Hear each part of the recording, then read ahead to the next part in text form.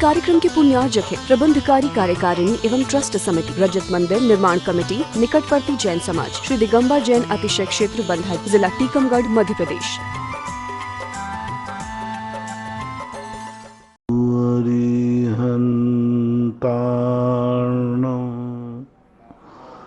नमो सिद्धार्णं नमो आयर्याण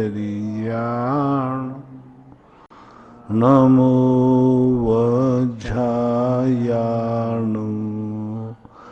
नमो लोये सवसाहूर्णम्।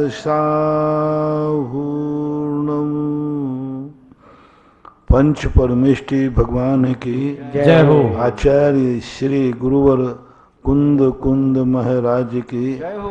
आचार्य श्री गुरुवर विद्यासागर महाराज की जय हो। परम सुधा सागर मुनि महाराज की जय हो। परम पूज्य मुनि श्री प्रसाद सागर जी महाराज की जय।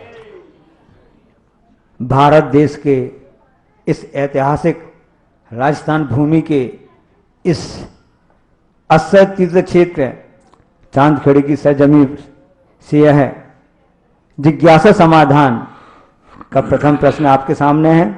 नरेश कुमार जैन, नगीना, हरियाणा से। महाराज जी नमोस्तु। मान स्तंभ में कितनी मूर्तियां विराजमान कर सकते हैं? 4, 8, 12। और मान स्तंभ के चार कोनों पर 4 मूर्तियां विराजमान कर सकते हैं क्या?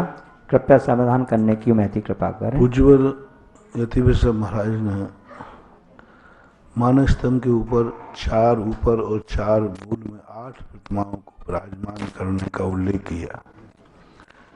उसके बाद के कुछ आचार्यों ने ऊपर की 4 प्रतिमाओं का ही उल्लेख किया। प्राचीन परंपरा में 8 प्रतिमाओं का उल्लेख मिलता है, लेकिन नीचे की प्रतिमा के अभाव में ऊपर भी 4 प्रतिमाओं का भी उल्लेख मिलता है।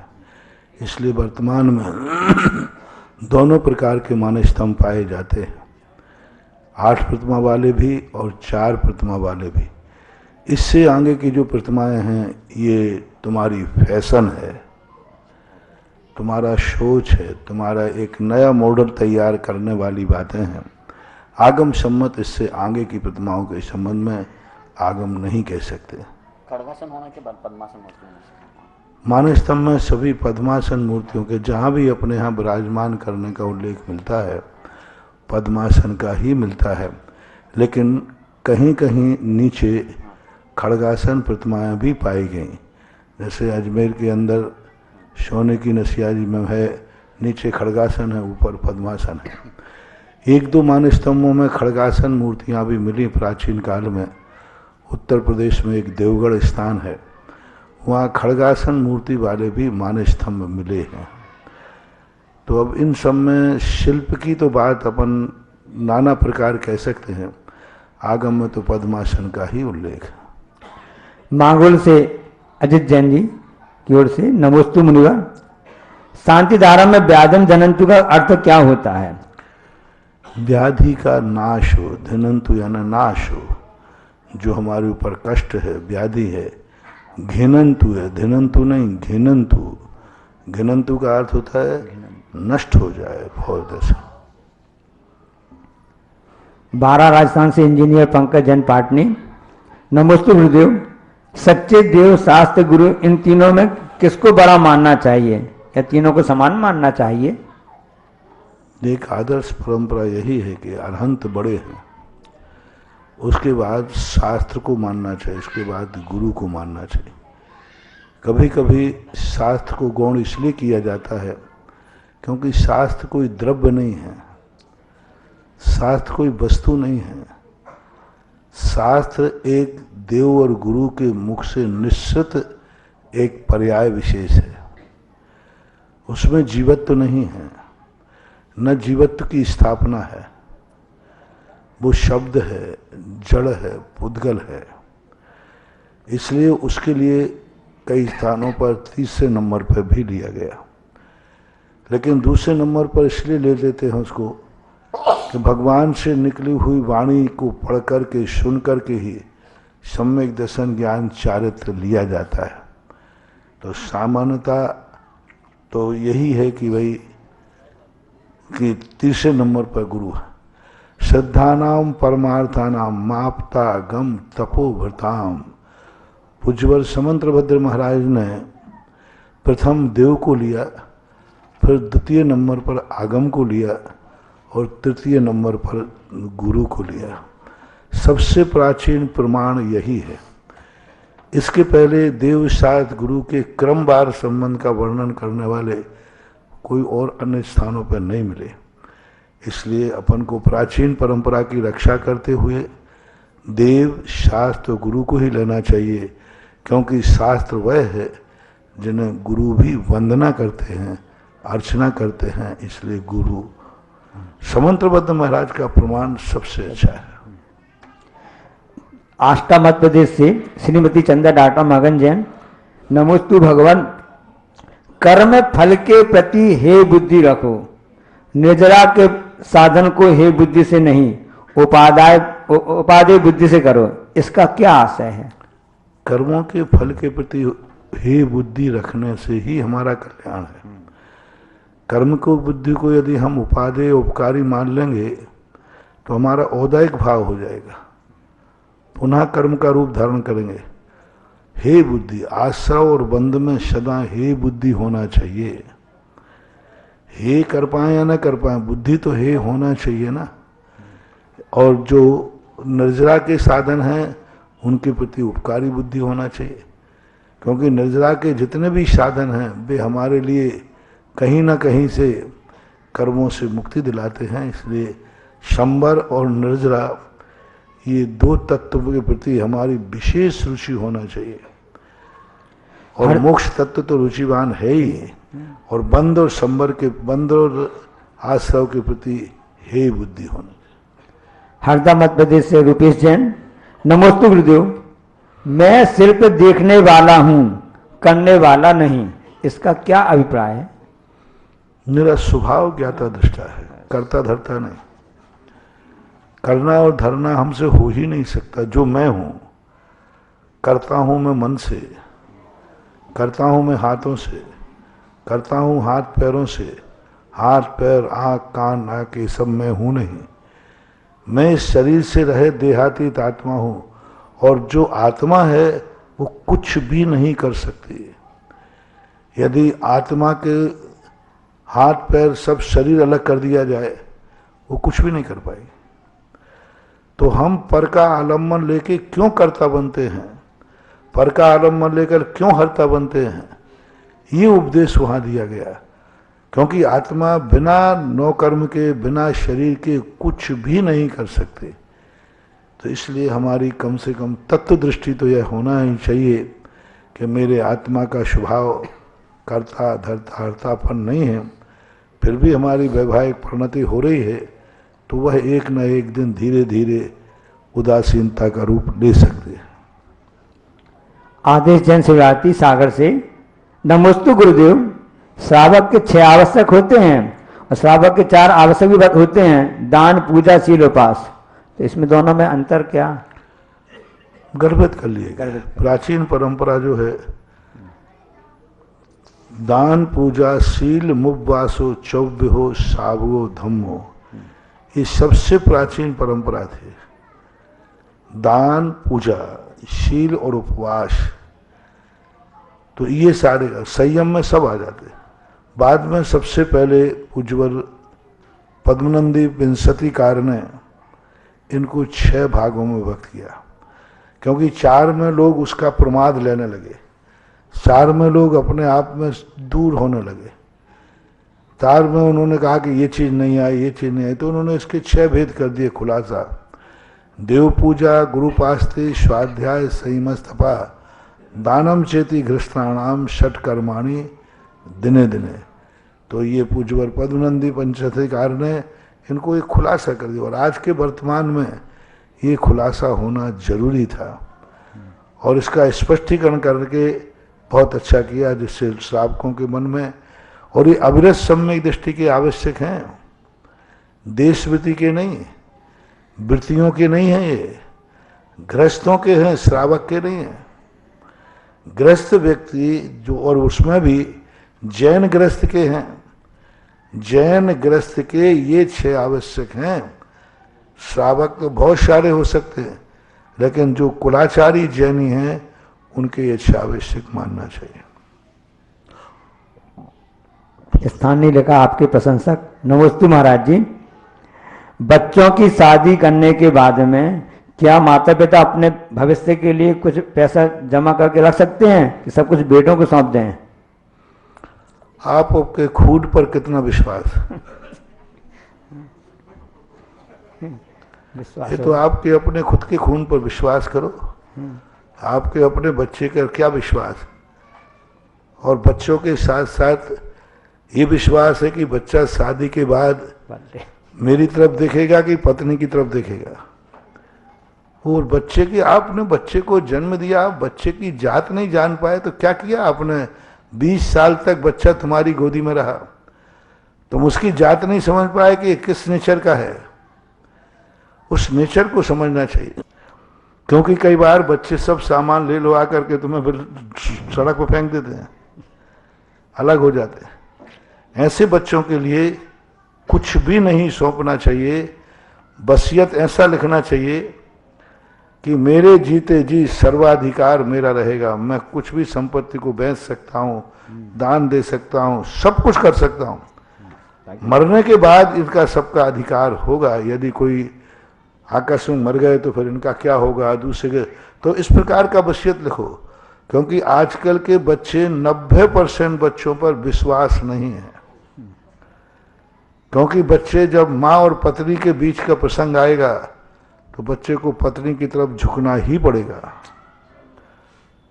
मन से नहीं झुकेगा, इच्छा से झुकेगा, उसकी मजबूरी है।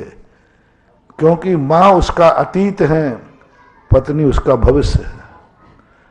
माँ ने अतीत संभाला है तो पत्नी को भविष्य संभालना है। अब वो अतीत को देखे या भविष्य को देखे, अतीत तो निकल चुका, भविष्य तो उसका पत्नी के अधीन है। तो 99% लोग भविष्य की तरफ झुकेंगे क्योंकि वह उसके सामने है। अतीत तो गुजर चुका, उसके लिए वो नहीं देख पाएंगे, क्योंकि इतने बीतरागी नहीं हैं, इतने श्रद्धालु नहीं हैं कि अतीत को मुख कर दें।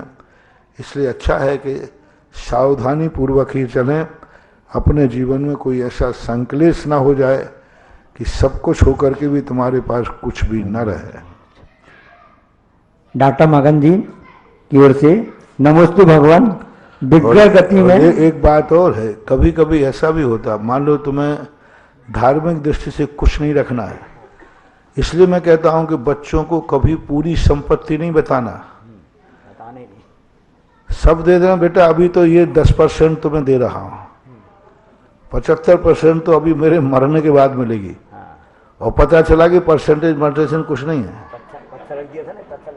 हाँ, बदमाश बच्चों के साथ ऐसे किया बता, कहानी है 2 मिनट में सुना दें। बच्चे को सब बच्चे लेरवा के बराबर हो गए, अब मम्मी पापा को कोई पूछे नहीं।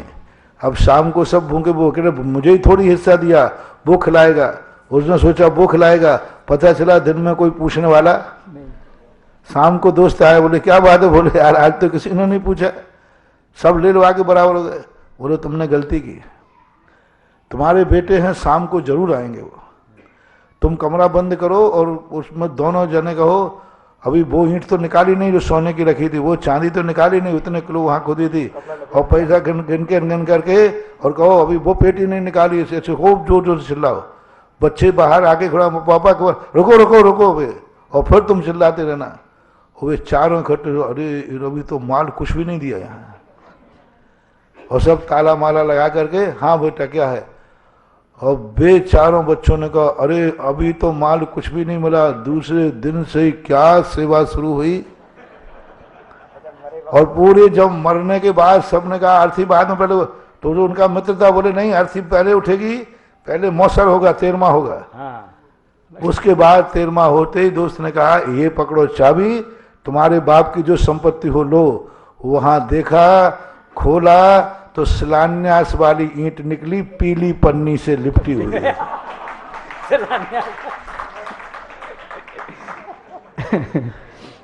तो बोले ऐसा क्या होगा? बोले जैसे को तैसा मिला। तो क्या कर रहे हैं वो? तब भी शिलान्यास की मतलब ईंट मिली पढ़ने की बात है। वो हाँ, पीला कागज लपेट दे दे। विग्रह गति में कर्म योग में आत्मा का परिस्पंदन किस निमित्त के कारण से होता है? कर्म योग का कार्य क्या है? विग्रह गति में जो कर्मों के परिणाम चलते रहते निरंतर, कर्मों का उदय भी परिणामों को अपने आप में विकृत सुकृत करता है।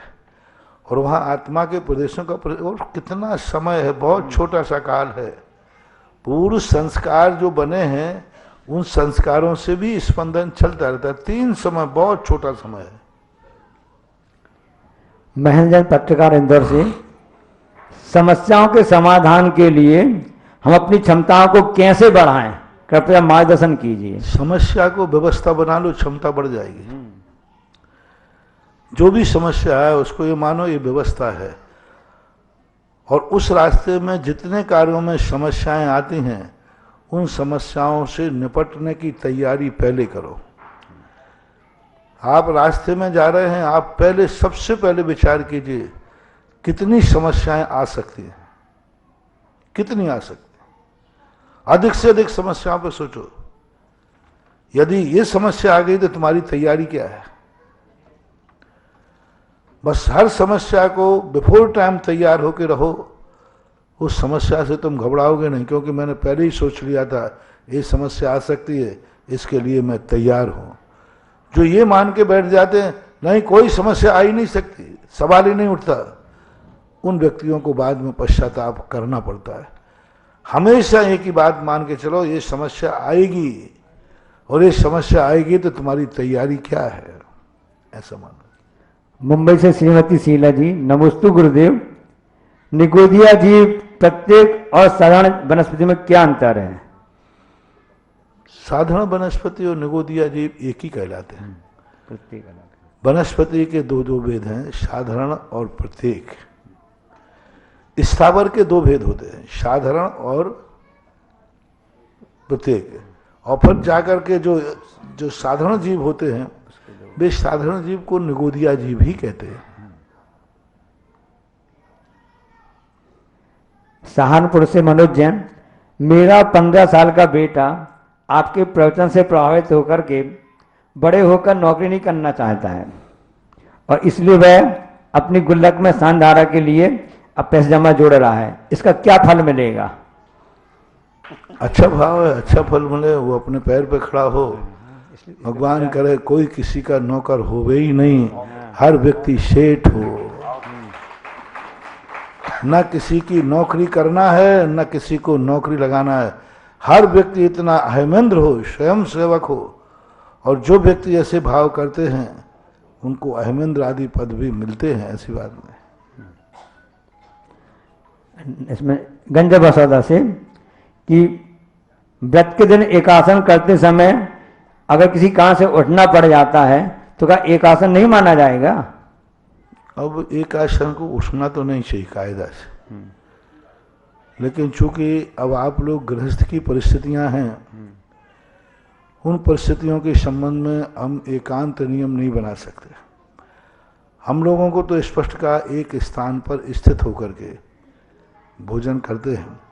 आप लोगों को करना ही चाहिए। यदि किया कुचित कर जाते थे तो दोष तो आएगा, लेकिन अब मजबूरी के सामने दोष लगाने में कई बार हिचकिटाहट नहीं होती, क्योंकि सामने है। अब वहीं बच्चा भी आ गया तुम्हारा, उसने गंदगी कर दी, सब कुछ कर दिया, अब कैसे एकासन करें, क्या करें? तो ये सब प्रकार की समस्याएं हैं, सोच के करना चाहिए। और मैं पूज्य मुनि श्री पुराण सागर महाराज जी से निवेदन करेंगे कि अपनी जिज्ञासा रखने की महती कृपा करें। पूज्य नमोस्तु महाराज जी। व्यापक आचार्य श्री श्रवण श्री सुधा सागर मुनि महाराज की जय। श्री प्रसाद सागर उत्तम सागर मुनि महाराज की जय। महाराज श्री हमारा जिज्ञासा है कि महाराज जब अभिषेक वगैरह करते हैं भगवान का, तो पांडव सुलाभ रखकर अभिषेक कर दिया, फिर इसके बाद प्रवचन करने लगे, उपदेश देने लगे कुछ भी, तो कितनी देर तक भगवान को अपन उसमें रख सकते हैं पांडव शिला पर? फिर उसके बाद शांति धारा करें, तो उसमें उपदेश वगैरह करना चाहिए कि नहीं, जल्दी फटाफट अभिषेक किया और शांति धारा कर देना चाहिए। कोई बात नहीं, व्यवस्था है। उपदेश प्रतिदिन नहीं होता, कुचित कदाचित होता है। वो डेली हो तो एक बार हमने भगवान को पांडुक शिलाओं पर रखवा करके सवेरे 8 बजे भगवान पांडुक शिला पर रखे, 11 बजे अभिषेक हुआ। 3 घंटे तक प्रवचन चलता रहा आगरा में, कमला नगर के अंदर।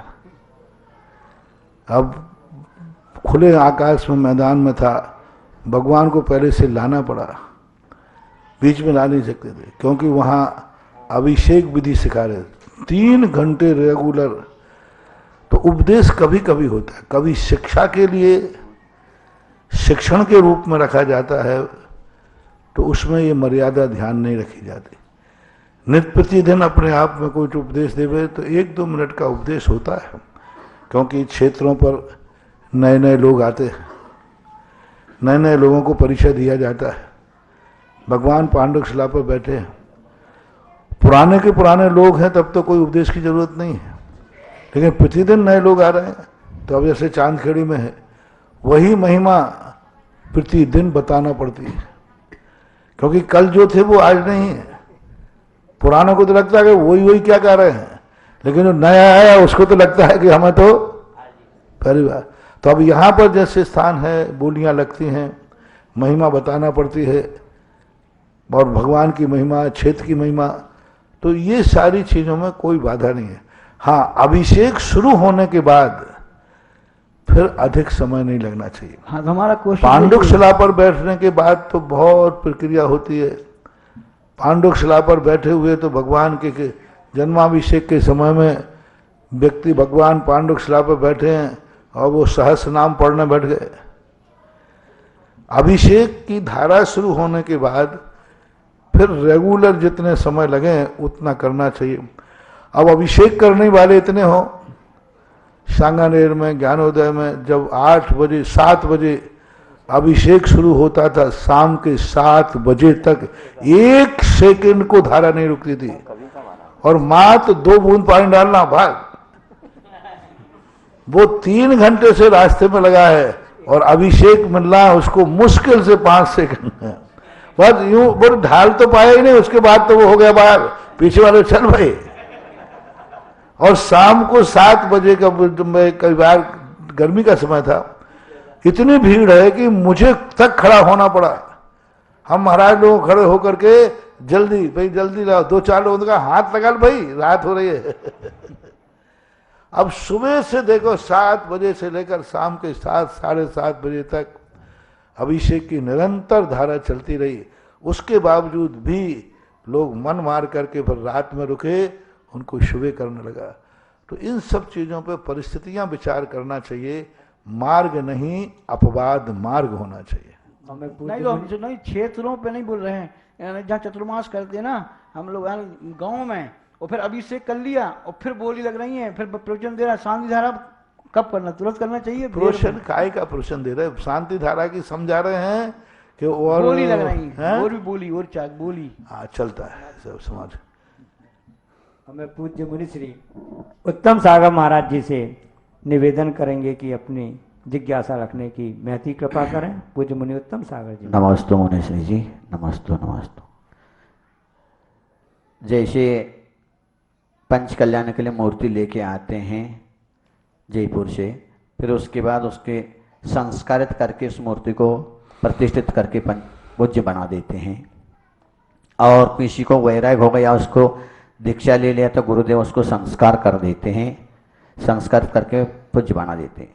क्या उसी प्रकार शास्त्र भी कोई ऐसा विधान वगैरह है क्या? उस शास्त्र को छापने के बाद उसकी कोई विधि मंत्र वगैरह है क्या जो पूजनीय हो सके? बिना उस शास्त्र में लेके छाप के ले आए, सीधे पढ़ने बैठ गए, तो ऐसा कोई विधान संस्कार उसके है क्या?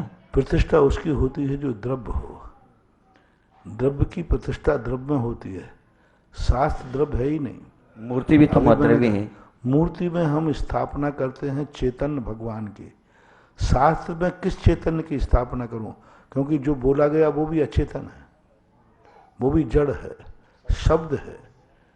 हम बस इतना ही बात कहते हैं ये जनन भगवान की वाणी है, तो जनन भगवान की वाणी तो शब्द रूप रहती है। वहाँ साक्षात 10 प्राणों की स्थापना है मूर्तियों में, चैतन्य की स्थापना है, भगवान के गुणों की स्थापना है। गुरु में साधु में स्थापना होती है, शास्त्र के लिए स्थापन करने की कोई विधि आगम में मिली नहीं। पहली बात तो शास्त्र होते ही नहीं हैं। अकृत्रिम चैत्यालयों में कहीं शास्त्र नहीं होते, चतुर्थ काल में कहीं शास्त्र नहीं होते, मात्र पंचम काल में 21,000 वर्ष के लिए ही मात्र शास्त्र होते हैं। शास्त्र नाम की चीज दुनिया में होती ही नहीं है, कहीं थी ही नहीं। पूरे को एक कोड़ा कोड़ी सागर वर्ष तक चौथा काल निकल गया, कहीं शास्त्र ग्रंथ रूप में नहीं थे। मौखिक थे, कंठस्थ थे, याद थे, गुरुओं से दिए जाते थे, तो उनके लिए स्थापना करना नहीं, वो तो उनके सुन लिया, हमने अपने ज्ञान की धारणा बना ली। इसलिए शास्त्र नाम की चीज मात्र एक भावना है, शास्त्र वस्तु नहीं है, शास्त्र कोई द्रव्य नहीं है, शास्त्र एक व्यवस्था है गुरु और भगवान के बीच में जो निश्चित होने वाली एक परिणति है। इसलिए शास्त्र स्थापना का कोई उल्लेख शास्त्र उसकी पूजा मार्ग करते थे, पूजा करते हैं, पूजा करने का चतुर्थ काल में भी पूजा थी। जिन्हें भगवान की वाणी की पूजा है वो शास्त्र की पूजा नहीं है। हाँ, वाणी की पूजा है, शास्त्र की पूजा नहीं है। शास्त्र में और वाणी में अंतर है। तो षटखंड आगम ग्रंथ क्या है? शास्त्र की पूजा नहीं है, वाणी की पूजा है। आज हम पंचम काल में शास्त्र की मजबूरी है, भगवान की वाणी है वो पूजनीय है। उपदेश रूप में थी, उपदेश में लिपिबद्ध रूप में कभी भी होती ही नहीं है। तो अब ये हुई अकृत्रिम चैत्यालय में देवता लोग 34 सागर तक चर्चा करते, कोई शास्त्र नहीं उनके पास, वाणी है, वाणी है, आगम है, आगम है, वाणी है, ग्रंथ नहीं है। ग्रंथ रूप जो मात्र इस पंचम काल की देन है, जो हमारा दुर्भाग्य है। ग्रंथ का रूप देना, आगम कहना अलग चीज है, आगम अनादिकालीन है, वाणी अनादिकालीन है। जो उपदेश तो उपदेश चलती थी, देवताओं के अंदर देखो उपदेश टू उपदेश चलता है, पूरे द्वादशांग का ज्ञान है, पूरे द्वादशांग का वो चर्चा करते हैं, लेकिन शास्त्र ग्रंथ उनके पास एक अक्षर का भी नहीं है, एक अक्षर का भी एक ग्रंथ भी नहीं उनके पास, पढ़ते ही नहीं, और पूरा आगम का ज्ञान है। चौथे काल में पूरे आगम का ज्ञान था, संघ को पढ़ाया जाता था, उपाध्याय होते थे, सब पढ़ाते थे, लेकिन ना तो शिष्य के पास ग्रंथ था, ना गुरु के पास ग्रंथ था, ना गुरु देखते थे, ना शिष्य लिखता था, ना गुरु लिखते थे, कुछ नहीं, और उपदेश चलते थे, प्रवचन तो थे ही। पूरे संघ के 24 हजार साधुओं को उपदेश थे, ना गुरु के पास कोई ग्रंथ है और ना गुरु ने कोई कोर्स बनाया, एक अक्षर भी नहीं लिखा जाता था। मात अभी पुष्पदंत भूत बलि महाराज के पहले आगम थे, वाणी थी, लेकिन एक अक्षर कभी किसी आचार्य ने नहीं लिखा, किसी महाराज ने नहीं लिखा, किसी सुत केवली ने नहीं लिखा, सब के सब ऐसे ही चलता था। ये तो दुर्भाग्य है। हुंडा और सरपणी में लिपिबद्ध करना पड़ा, मजबूरी का नाम मत मान, यानी लेखन करना मजबूरी का नाम महात्मा गांधी है, मजबूरी है, मार्ग नहीं है। नहीं तो देवताओं में होता, अकृत्रिम चैत्यालयों में शास्त्र होते, और चौथे काल में भी शास्त्र होना ही चाहिए थे, क्योंकि सदा तो भगवान रहते नहीं हैं। उनकी वाणी को गणधर परमेष्ठी को या किसी आचार्य महाराज को लिखना चाहिए, लेकिन लिखा हुआ नहीं मिलता है, ऐसा मानना चाहिए। 33 वर्षों से अनवरत जिज्ञासा समाधान कराने वाले निर्यापक क्षमण मुनि पुंगव श्री सुधा सागर जी महाराज के चरणों में जिनवाणी चैनल व सुधा कलश चैनल के दर्शकों द्वारा बारंबार नमोस्तु नमोस्तु नमोस्तु। प्रथम जिज्ञासा के लिए सचिन जैन कमला नगर आगरा और इनके पश्चात वंदना जी जैन विकास नगर तैयार रहे। आज मूल नायक अतिशयकारी आदिनाथ भगवान की शांतिधारा के पुण्यार्जक परिवार हैं श्री यशवंत जी शाह, विशाल, मिलन, आलोक, प्रीति, सोनल, पूनम, आगम, शशि, तीर्थ, हित, देव, मानित जैन सपरिवार सूरत गुजरात से एक कलश और 71 श्रीफल की राशि से। दूसरा सौभाग्य प्राप्त किया श्रीमती सुमन लता जी जैन, देव कुमार शुभ्रा, श्रीमती शैली सुदेश जैन रहली जिला दमोह ने एक कलश 61 श्रीफल की राशि से। और तीसरा सौभाग्य प्राप्त किया श्री सुरेश कुमार जी, राहुल कुमार जी, मीना सलोनी, नेहा, दीपक इचलकरण जी ने एक कलश 11 श्रीफल की राशि से। प्रथम जिज्ञासा। महाराज श्री के चरणों में नमोस्तु नमोस्तु नमोस्तु। महाराज श्री, मेरी जिज्ञासा ये है कि अगर हम तीर्थ क्षेत्र नहीं माने, बाकी जो शहरों में जो मंदिर होते हैं, कुछ समय से देखा जा रहा है कि वहाँ पर जो मूल नायक प्रतिमा जी होती हैं वो सिर्फ श्री आदिनाथ भगवान, श्री चंदा प्रभु जी, श्री शांतिनाथ जी या पार्श्वनाथ भगवान या महावीर स्वामी की रहती हैं ज़्यादातर। तो ऐसा क्यों है कि बाकी के जो भगवान हैं उनकी मूल नायक प्रतिमा जी अब देखने में शहरों में नहीं आती हैं, या छोटे मंदिर जो होते हैं उनमें नहीं बाबू, आती इसके दो कारण जी। पहली बात है, ये भक्तों के भगवान है भक्तों के भगवान, ये श्रद्धा के भगवान है। ये अपन ने बैठाला है। अपन ने जब बैठाला है तो हमें जो नाम पसंद आता है वही होता है। आप लोग अपने बच्चे का कोई भी नाम क्यों नहीं रख लेते? जो पसंद आता है पसंद आता है। तो अब यही मान लेना चाहिए कि लोगों को जिनसे पसंद आते हैं, श्रद्धा बन जाती है। कुछ उनके पीछे इतिहास होता है, कुछ एक ऐसा मनोविज्ञान होता है। जब कोई व्यक्ति किसी नाम को ज़्यादा चाह रहा है तो तुरंत सोचना चाहिए इसके पीछे कोई लंबी कहानी है, कोई ना कोई इसका उपकार हुआ है। पारसनाथ का जीवन चरित्र पढ़ते ही हमें तुरंत कितना भी क्रोध आ रहा हो, कितना भी क्रोध आ रहा हो, जैसे पारसनाथ का चरित्र याद आता है तो शांति हो जाती। इतना क्रोध आ रहा हो कि इसने मेरा सर्वनाश कर दिया तो भी शांति आ जाती। शांतिनाथ भगवान का वैभव देख करके आता है। शांतिनाथ भगवान जब विजय को प्राप्त करके जाने लगे तो सेनापति से, सेनापति जी देखो मैं राज्य छोड़ने जा रहा, किसी व्यक्ति को कष्ट नहीं होना चाहिए, किसी से झगड़ा टंटा नहीं करना, उसको अच्छे से समझाना, नहीं समझाया तो मेरे पास लाना, लेकिन किसी को रास्ते में किसी को कष्ट नहीं होना चाहिए। युद्ध पे जा रहा है, वो कह रहा है कष्ट नहीं होना चाहिए, युद्ध के लिए जा रहा है। तो कुछ महान आत्माओं के कुछ जीवन में ऐसी शिक्षाएं मिलती हैं जिनके लिए, वैसे ऐसी बात नहीं है, भारत में सभी भगवानों के कहीं ना कोई मूल नायक मिलते ही हैं, कहीं ना कहीं मिल जाते हैं। अजितनाथ देखो, सौरीपुर बटेश्वर में अजितनाथ भगवान बैठे। महाराज श्री तीर्थ नहीं, मैं जो शहरों के मंदिर हैं मैं उनके लिए, उनमें भी मिलते, कई जगह मिलते हैं कई लोगों में। अब वो आप लोगों की रुचि के ऊपर है। मेरा जिज्ञासा, आप ऐसा करना, आपके जिस मंदिर में तुम्हारा मौका पड़े वही भगवान बैठा ना जो किसी ने नहीं बैठा लिया। बिल्कुल महाराज। महाराज श्री वैशाली मंदिर में राशि का भी कुछ रखते हैं ना, कुछ गांव का तो नाम में तो 24 ही बन जाए कहीं ना कहीं। नाम राशि गांव के नाम राशि, गांव के नाम राशि से कोई नहीं रखता आजकल, आप रखने लगे थोड़े बहुत। हाँ, क्या बोला महाराज श्री? ये जिज्ञासा मेरी इसलिए थी कि जैसे मैं पहले पुणे में रहा हूँ, हैदराबाद में रहा हूँ, तो वहाँ पे जो छोटे बच्चे हैं, अगर वहाँ पे शिविर वगैरह उतने नहीं होते तो बच्चों को ये पता ही नहीं था कि हमारे 24 भगवान हैं जैसे। नहीं, उनको पढ़ा देना चाहिए ऐसा। नमस्ते महाराज। वंदना जी जैन विकासनगर और इनके पश्चात अमित प्रिय जैन ललितपुर तैयार। हेलो,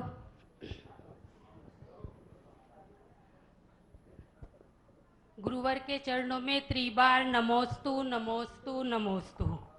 महाराज श्री, हम इस क्षेत्र में पहली बार आए हैं। इस क्षेत्र में दर्शन करके, आदिनाथ भगवान का दर्शन करके मन आनंदित हो गया। भगवान महाराज श्री, हम आपका ये जिज्ञासा समाधान रोज टीवी पर देखते हैं। मेरी जिज्ञासा है महाराज श्री, तप कल्याणन के समय पालकी मनुष्य ही उठाते हैं क्योंकि मनुष्य ही संयम को धारण कर सकते हैं, लेकिन किसी शास्त्र जी में और जयमाला में सुर आता है लिखा हुआ, सुर देवता, जिसका मतलब देवता होता है। तो क्यों वो किस अपेक्षा से लिखा हुआ आता है महाराज श्री? कृपया समाधान कीजिए। जिनसेन स्वामी ने महापुराण में, जिनसेन स्वामी ने प्रतिष्ठा पाठ के अंदर इसका नियोगी क्रिया का 7 कदम तक पालकी को देवता मनुष्य उठाते हैं। ओनली 7 कदम नियोग है, उसका दस्तूर करते हैं और पालकी को हाथ लगा 7 कदम चलेंगे। उसके बाद देवता उसको आकाश मार्ग में उछाल करके फिर देवता ले जाते। तो बहुतायत तो देवताओं का ही नियम है, लेकिन मनुष्यों के द्वारा नियोग कराया जाता है। पंचकल्याणक में भी नियोग ही कराया जाता है, यानी प्रारंभ मनुष्य करें, बाद में तो देवता ही ले जाते हैं, क्योंकि पंचकल्याण की हर क्रिया नियोगी क्रिया कहलाती है, तो उसमें नियोग पूर्वक मनुष्य का ही दस्तूतारा मंगल करने के लिए, फिर ले तो देवता ही जाएंगे, क्योंकि देवता पता नहीं कितने दूर ले जाए, वो तो आकाश मार्ग से जाते हैं। ऐसा नमोस्तु महाराज जी। क्षेत्र पर असीमकालीन आदिनाथ भक्तामर विधान प्रारंभ है। उसमें नाम आए श्री देव सुमलता शुभ्रा रोली सुहेश जैन रहली जिला दमोह से, और आज पूज्य गुरुदेव के आहार के उपलक्ष्य में श्री राजीव जी संगी गायक मंजू जी संगी परिवार जयपुर, और तीसरा नाम है श्री दीपचंद जी कुसुम जैन नितिन जैन सीमा जैन पर्व जैन महिम जैन दानोपिया सुमेरगंज मंडी। जो भी यहाँ पर हैं वो गुरुदेव का आशीर्वाद के लिए पधारे। अमित प्रिय जैन ललितपुर, और इनके पश्चात अर्चना गिरीश श्रीमाल कुमराज तैयार है। नमोस्तु भगवान, नमोस्तु भगवान, नमोस्तु भगवान। भगवान, सर्वप्रथम मैं आभार व्यक्त करना चाहता हूँ। आप जब ललितपुर से बिहार कर रहे थे सन 2012 में, तब बिहार पूर्व आपने हम सभी को एक ढाढ़स बताया था कि कभी जब कोई भी आपदा आए, कभी कोई संकट आए, चाहे वो देवी हो, मानवकृत हो, किसी भी प्रकार की आपदा हो, तो कुछ मत करना, क्षेत्रपाल मंदिर में आना, मेरा ध्यान करना और अभिनंदन नाथ भगवान के सामने बैठकर उनकी स्तुति करना, आदिनाथ भगवान की स्तुति करना और भक्तांबर का पाठ करना। भगवान, कोरोना काल में अप्रैल माह में जब कोरोना प्रचंड रूप में था, हजारों लोग मर रहे थे, उस समय ये समझ में नहीं आ रहा था कि क्या किया जाए। ऑक्सीजन की इतनी कमी थी।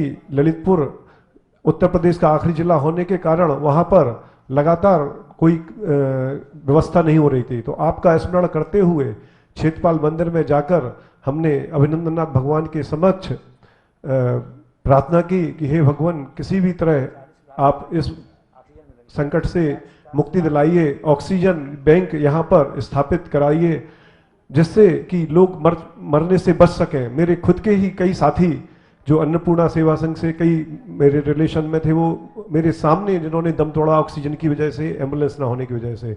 मैं उतरकर भगवान के दर्शन करके मन्नत मांगकर नीचे उतरा प्रार्थना करके, और 10 मिनट के अंदर मैंने जब एक फ़ोन लगाया कि किस प्रकार ऑक्सीजन बैंक प्रारंभ किया जाए, एक व्यक्ति से मेरी फ़ोन पर बात हुई और उस व्यक्ति ने सहर्ष रूप से, जबकि 40 से 45 लाख रुपए का प्रोजेक्ट था संचित जी, फौरन उसने 40 लाख रुपए के दान की उसने घोषणा स्वीकृति प्रदान की, और 10 दिन के अंदर ऑक्सीजन बैंक स्थापित हुआ, जिसमें 33 कंसंट्रेटर और 80 ऑक्सीजन सिलेंडर, जिसमें ललितपुर प्रशासन को भी अन्नपूर्णा द्वारा दिए गए। ये सिर्फ भगवान का चमत्कार है, आपके द्वारा दिखाए गए मार्ग का ही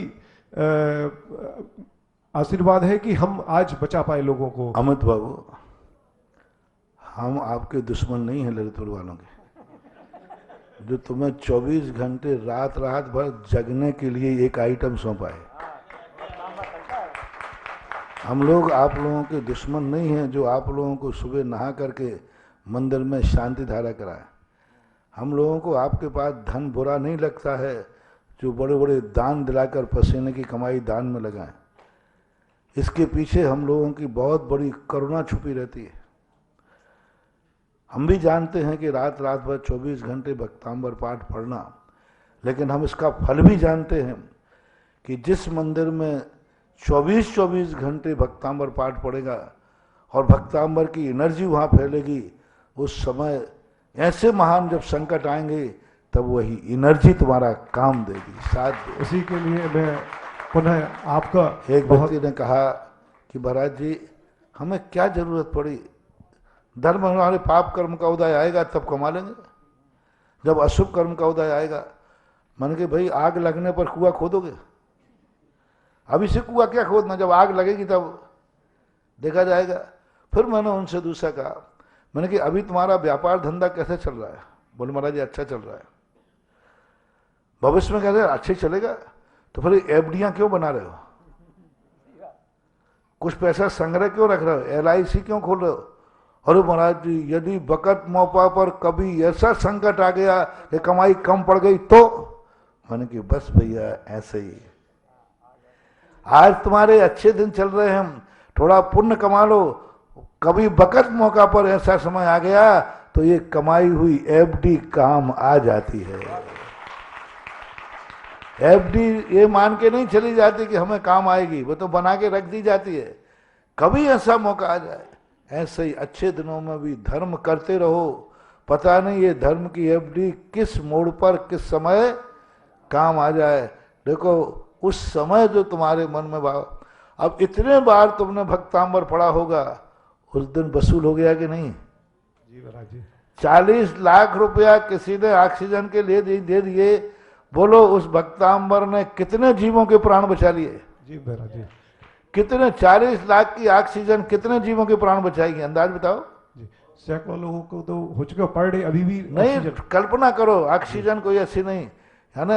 एक 24 घंटे तुम भक्तांबर पढ़ रहे हो, वहां की उसकी ताकत देखो, हजारों लाखों लोगों को जीवन दान दे देता है। मैं कह रहा हूं ना, इस कोरोना काल में इस शांति धारा ने लाखों लोगों को जीवन दान दिया है।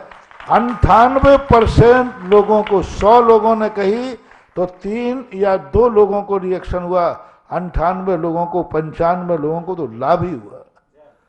95% का रिजल्ट है। मैंने सारा कलेक्शन करके सोचा, 100 लोग शांति धारा करके गए और ऐसी विपत्ति में जिन डॉक्टरों ने कह दिया कि कुछ नहीं कह सकते, उन 100 में से 95 और 98 आज सकुशल जिंदा हैं। 100 में से 2 या 5 लोगों को ही नहीं बचा पाया। तो भाई अब उसके लिए तो यदि 100% ही शांति धारा काम कर ले तो मैं तो फिर किसी को मरने नहीं दूंगा। तो देखो 95% रिजल्ट कम है क्या? ललितपुर वासियों की ओर से कोटिशा नमन।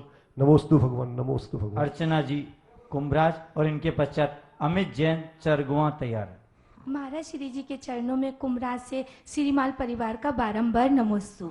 गुरुवर, मेरी जिज्ञासा यह है कि हमें बच्चों का जन्मदिन, गुरुवर मेरी जिज्ञासा यह है कि हमें बच्चों का जन्मदिन और हमारी शादी की सालगिरह, जैन पर्व त्योहार और हमारे घर में जो उत्सव होते हैं, हमें जैन धर्म के अनुसार कैसे मनाना चाहिए, जिससे आने वाली पीढ़ी को हम अच्छे से संस्कार दे सके। बहुत विस्तार से तो मैं इतना सब प्रश्न जवाब नहीं दे पाऊंगा, लेकिन बस इतना ही है जी कि कोई सगुन और मंगल दिन किसी होटल में नहीं बनाना चाहिए जी, गार्डन में नहीं बनाना चाहिए, ऐसे स्थानों पर नहीं बनाना चाहिए जहां अशुभ लोग भी जाते हैं, मांसाहारी भी जाते हैं, शराबी जाते हैं।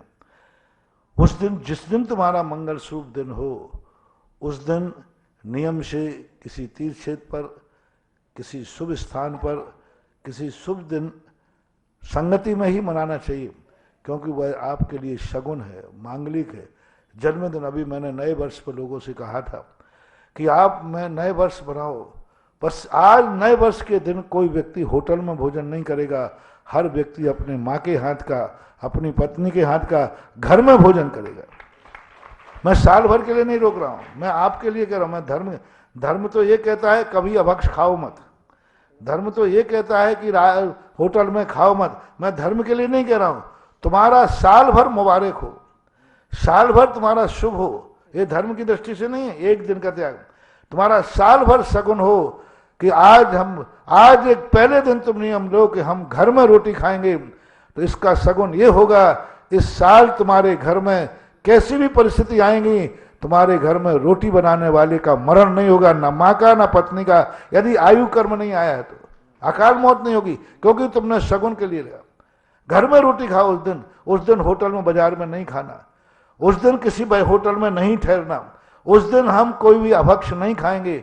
उस दिन हमारे जीवन में, उस दिन एक नया वर्ष यदि तुम मनाना है, मैंने बहुत कहा था नया वर्ष के दिन या तो घर में रहो या गुरु के पास रहो या तीर्थ के पास रहो, नया दिन होटल में नहीं, क्योंकि उस दिन उस होटल में जा रहे हो जहां शराबी, मांसाहारी, पापी सब लोग, दुनिया भर का विपरीत वातावरण है, और तुम सगुन को अपसगुन कर रहे हो। उस दिन मत कराओ। नया वर्ष का उदाहरण देकर, जैसे दिवाली, जैसे जन्मदिन, शादी की सालगिरह तुम्हारी है, बस शादी की सालगिरह में अपने घर में पत्नी की हाथ की रोटी खाओ, उस दिन होटल में मत जाओ। और आज शादी की सालगिरह में जरूर होटल में होगा, साल भर तुम्हें होटल में खाना है, खाओ। शादी की सालगिरह में घर में पत्नी भोजन बनाए और पति खाए और पति सहयोग देकर दोनों बैठ के खाएं, ये है तुम्हारी मंगल का चिन्ह। और शादी की सालगिरह के लिए आप लोग कहाँ जाते हैं? 90% होटलों में। ये तुम्हारा दुर्भाग्य है, बेटे का जन्मदिन है, उसको होटल में ले जाए खिलाओ, अरे बेटे का जन्मदिन है, आज माँ उसका सामान मिठाई बनाएगी और अपने हाथ से खिलाएगी, माँ बेटे खाएंगे, और जब माँ बेटे जन्मदिन में खाएंगे तो माँ बेटा जिंदगी के अंत तक दोनों को निभाएंगे, दोनों को निभाएंगे। तो ये जो शुभ दिन आते हैं, त्योहार के दिन, कोई होली त्योहार नहीं, आज सब व्यक्ति परिवार में घर में रहेगा, शुद्ध भोजन अच्छी तरह, या तीर्थ क्षेत्रों पर रहो या अच्छे स्थानों पर रहो, ये सबके लिए बहुत बड़ी चीज है। आज सब लोग यही गड़बड़ कर रहे हैं। पहले लोग शुभ दिन अच्छे स्थानों पर रहते थे और दूसरे दिनों में भली अशुभ स्थान पर जाते थे। आज शुभ दिन गंदे स्थानों पर जाते हैं और बाकी घर में खाएंगे, बाकी सब घर में खाएंगे, दिन भर घर में खाएंगे 24 घंटे। बस आज जन्मदिन है, किस होटल में चलना है, आज जन्म शादी की सालगिरह है, कौन से गार्डन में मनाना है, कौन से, तो इस प्रकार की परिणति होना चाहिए। संक्षेप में ये भूगर्भ शिला का भूगर्भ शिला का निर्माण कार्य चालू है। कुमराज पंचकाना के, हाँ आपकी पीछे भी मिली थी। भूगर्भ शिला पूज्य गुरुदेव के आशीर्वाद से कार्य चालू है। श्री रविकांता जी, स्वेच्छा सुमित कुमार जी, वर्धमान जैन अकाई परिवार अशोकनगर ने 5 शिला के माध्यम से ये सौभाग्य प्राप्त किया। 21,000 रुपए की राशि से जिनको भी अपना नाम लिखाना हो वो 21,000 रुपए से 5 शिला में अपना नाम लिखा सकते हैं। और एक और नाम आया है अहमेंद्र कांसल, शोभा कांसल, सोहम कांसल अशोकनगर ने, और वेदी का स्वर्ण पुण्यार्जक का सौभाग्य प्राप्त किया श्रीमती मधु शाह, भवी शाह, JK जैन दादावाड़ी कोटा, अध्यक्ष श्री दिगंबर जैन महासमिति महिला संभाग ने 2 नग सोने की बिछिया का सौभाग्य प्राप्त किया है। अमित जैन चरगुआ, इनके पश्चात चहेती जैन खांदू कॉलोनी तैयार है। चांदखेड़ी के आदिनाथ भगवान की जय, चरगुआ के चिंतवणी पार्श्वनाथ भगवान की जय। महाराज जी, मेरी जिज्ञासा है कि हमारे कौन से सौभाग्य जागे जो हमारे गांव में चरगुआ में पंचकल्याणक महोत्सव संपन्न होने जा रहा है, और आप हमें प्रातःकाल बाबू आशीर्वाद बहुत अच्छे आपके मंगल सानिध्य में। हाँ, मेरे गुरुजी पहुंच रहे हैं तो बहुत अच्छा है। यदि वो पहुंच जाए आचार्य श्री तो तुम्हारे बड़ भाग्य हैं। बस इतना ही कहूँगा कि आचार्य श्री यदि पहुंच गए तो तुम्हारा बहुत बड़ा सौभाग्य मानना चाहिए। नमोस्तु नमोस्तु नमोस्तु खांदू कॉलोनी, उनके पश्चात निर्मल कुमार जी जैन विदिशा तैयार है। नमोस्तु गुरुदेव। गुरुदेव, मेरी जिज्ञासा यह है कि जैन धर्म पूरा आत्मा की शुद्धि पे निर्धारित है। तीर्थंकर और सिद्ध भी वही हैं जिन्होंने आत्मा को मतलब मुक्ति के बंधनों को तोड़कर मुक्ति पा ली है। तो हम आत्मा का आकार नहीं होता है तो हम भगवान को आकार में क्यों पूछते हैं, निराकार क्यों नहीं पूछते हैं? भगवान का आकार तो होता है, आकार के बिना तो कोई चीज होती ही नहीं। आकार का अर्थ इंद्रियों की पकड़ में नहीं आता। अब जो चीज हमें इंद्रियों में पकड़ में नहीं आती उसको हम किसी में स्थापित कर लेते हैं और स्थापित करके हम उसके आकार को, आत्मा का अरूप ही है, आकार है। अपना अनुगुण देह पमाण विसंहार संपदो छेदा अस्मदो व्यवहारो निश्चय नयदो असंख्य देशोवा। आकार है, लेकिन वो आकार अपने इंद्रियों के पकड़ में नहीं आता। तो उस आकार को कहा जाता है कि शरीर का जो आकार है उस आकार में उस आत्मा को स्थापित करो, क्योंकि आत्मा शरीर के आकार को भी अपना आकार बना लेती है। इसलिए आकार है, लेकिन वो इंद्री की पकड़ में नहीं आता। अमूर्त जो केवल ज्ञानी हैं वो तो आकार को जानते हैं, आत्मा का बार-बार आकार होता है, ऐसा मानना। इस कार्यक्रम के पुण्यार्जक है प्रबंधकारी कार्यकारिणी एवं ट्रस्ट समिति, रजत मंदिर निर्माण कमेटी, निकटवर्ती जैन समाज, श्री दिगंबर जैन अतिशय क्षेत्र बंधर, जिला टीकमगढ़, मध्य प्रदेश।